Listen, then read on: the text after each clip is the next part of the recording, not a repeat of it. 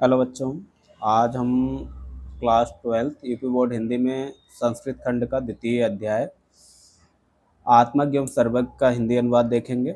ये पाठ एग्जाम की दृष्टि से बहुत ही महत्वपूर्ण है। तो आइए हम इसका हिंदी अनुवाद देखते हैं।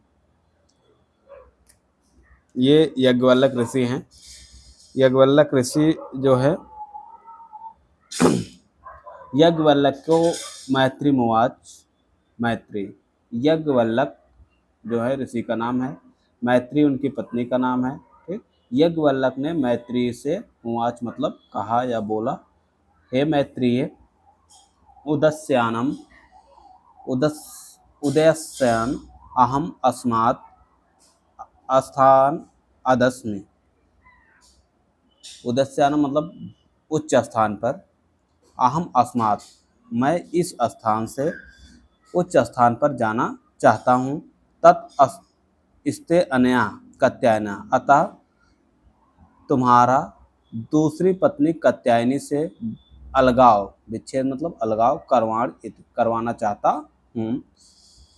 देखो, याज्ञवल्क्य ने मैत्री से कहा, मैं इस स्थान से उच्च स्थान पर जाना चाहता हूँ, यानी गृहस्थ आश्रम से वानप्रस्थ आश्रम में प्रवेश करना चाहता हूँ। ठीक, इसलिए मैं अपनी दूसरी पत्नी कात्यायनी से तुम्हारा बंटवारा करवाना चाहता हूँ। इनकी दो पत्नी हैं, एक का नाम है मैत्रेयी और दूसरी का नाम है कात्यायनी। मैत्रेयी उवाच, मैत्री ने कहा, यदि सर्वा पृथ्वी वित्तेन पूर्णा स्यात् तत् किं तेन अहम अमृता स्यामिति। यदि संपूर्ण पृथ्वी धन से पूर्ण हो जाए, यानी संपूर्ण पृथ्वी जो है वो धन से पूर्ण हो जाए, तो क्या इससे तत्की तेन अमृतम स्यामित, क्या इससे मैं अमर हो सकती हूँ या अमर हो जाऊंगी।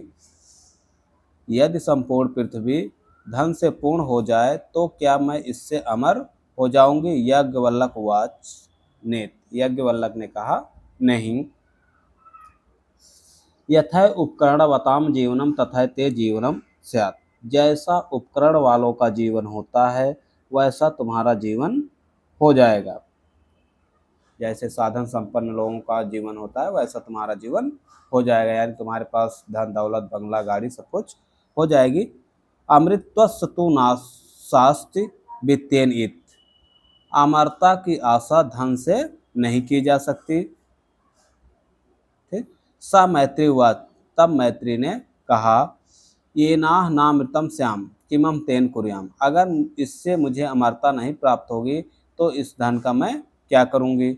यदेव भगवान केवल अमृत तत्व साधनम जानत, हे भगवान अगर केवल अमृत तत्व के साधन के बारे में जानते हैं तदेव में ब्रूहि, तो वह मुझे बताइए। याज्ञवल्क्य उवाच, याज्ञवल्क्य ने कहा, प्रिया न सती सती तुम प्रिय भाष्य, हे प्रिय तुम सती हो और प्रिय बोल रही हो, यही उपविश यहाँ बैठो। व्याख्यास्म ते अमृत तत्व साधनम, मैं अमृत तत्व के साधन की व्याख्या करता हूँ। याज्ञवल्क्य उवाच, याज्ञवल्क्य ने कहा, ना वा अरे मैत्री पत्तु कामाय पत्प्रिय भवति, पति की कामना के लिए पति प्रिय नहीं होता। आत्मा स्वयं कामाय पति प्रिय हो, बल्कि अपनी कामना के लिए पति प्रिय होता है। पति जो है पति की कामना के लिए प्रिय नहीं होता, बल्कि पति अपनी कामना के लिए प्रिय होता है। और उसी तरह से ना वा अरे जया कामाय जया प्रिय भवत, उसी प्रकार से पत्नी जो है वो पत्नी की कामना के लिए प्रिय नहीं होती। आत्मस्वय कामाय जया प्रिय भवत, बल्कि वह अपनी कामना के लिए प्रिय होती है।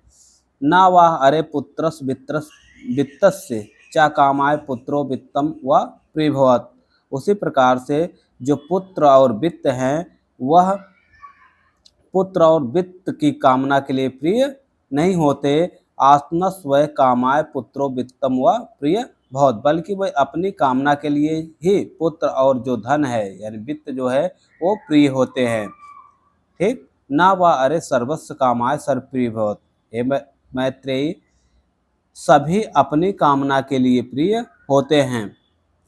सभी की कामना के लिए प्रिय नहीं होते। आत्मा स्वयं कामाय सर्वप्रिय भवति, बल्कि अपनी कामना के लिए सभी प्रिय होते हैं। ठीक। याज्ञवल्क्य ने मैत्री से कहा, है मैत्री, पति की कामना के लिए पति प्रिय नहीं होता, बल्कि अपनी कामना के लिए पति प्रिय होता है। उसी प्रकार से जो पत्नी होती है वो अपनी कामना के लिए प्रिय नहीं हो, पत्नी जो है वो पत्नी की कामना के लिए प्रिय नहीं होती, बल्कि अपनी कामना के लिए प्रिय होती है।